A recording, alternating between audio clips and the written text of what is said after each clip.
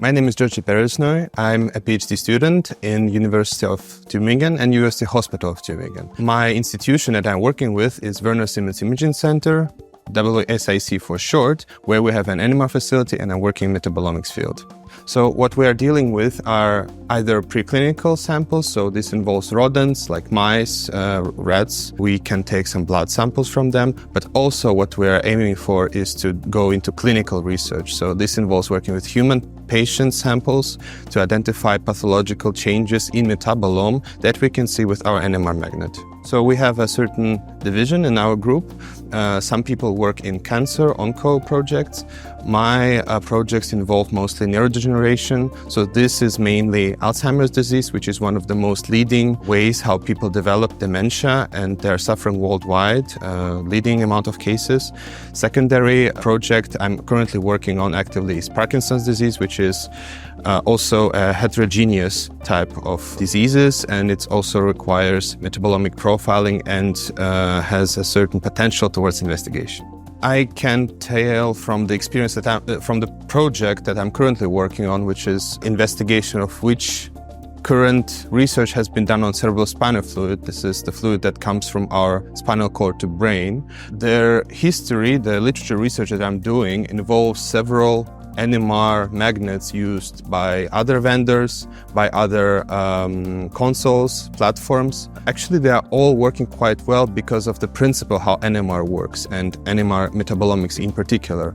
So I would say, and also this has been highlighted during the talks, that Avance 3 and Avance Neo as a new generation platform allows us to make more sophisticated experiments, tweak some of the previously identified non-optimization points, and it's in general more preferable by certain vendors, by Bruker in this case, to move up. We are working with the currently supported Avance 3 HD system, which is our workhorse, and we're happy to have it. So IVDr stands for In Vitro Diagnostic in Research, and this platform initially means to investigate biological fluids or methanol extracts from patient samples. Mostly we're talking about blood, this could be plasma or serum, either urine samples being analyzed, and currently what I'm working on is cerebrospinal fluid. The additional ways outside of IVDr could involve preclinical samples being measured or other types of biofluids, for example, saliva.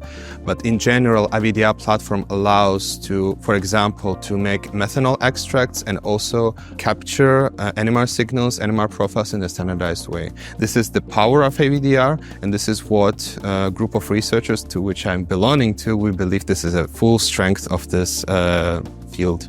So this involves several reviews that has been done throughout some time. NMR is system of methods that involves, for example, pulse sequences, the way how we actually get spectra. But in general, starting from magnetic resonance, we can do reproducible science, we can quantitate concentrations, we can see amount of error, we can average our data, and furthermore, we can store our data together and compare it cross-platform through different research facilities. It could be done in Europe, it could be done in America, it could be done in Australia. What was surprising from my experience and our work with colleagues is that the agreement coefficients, the amount of fits are quite good. And this is what highlights the NMR and IVDr platform in particular from other methods. What we investigated was sex differences, and they appeared to be quite significant. From the publications that I have done together with my co-authors, this is also within the core of Alzheimer's disease, for example, that the sex balance is not the same for the dementia marking and also for the dynamics of dementia. So the sex changes are to be reported. As well as for other teams, they are also reporting some differentiations when it comes to a place that cohort is being recorded at. So they look for the general changes. My work is based on the local cohort, so this is also something that we report for our local Tübingen population.